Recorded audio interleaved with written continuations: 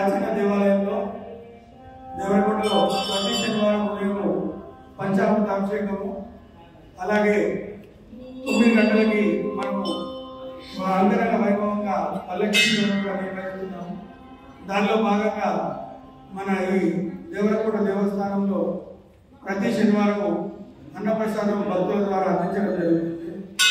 ఒక శనివారం మనము ఒక పొద్దున ఇక్కడ ఇస్తే నెల రోజులు ఉపాసం ఉన్నట్టు ఉంటుంది కాబట్టి ప్రతి శనివారం ఈ అన్నప్రసాదాన్ని మీరు ఇక్కడ వచ్చి తీసుకోవాలని చెప్పి కోరడం జరుగుతుంది. అలాగే సాయంత్రము విశేష ఆరతి అనంతరం కూడా మన దగ్గర అల్పాహారాన్ని అందించడం జరుగుతుంది. ప్రతి శనివారం మీరు ఈ దేవరకొండని సందర్శించుకోవాలని చెప్పి కోరడం జరుగుతుంది.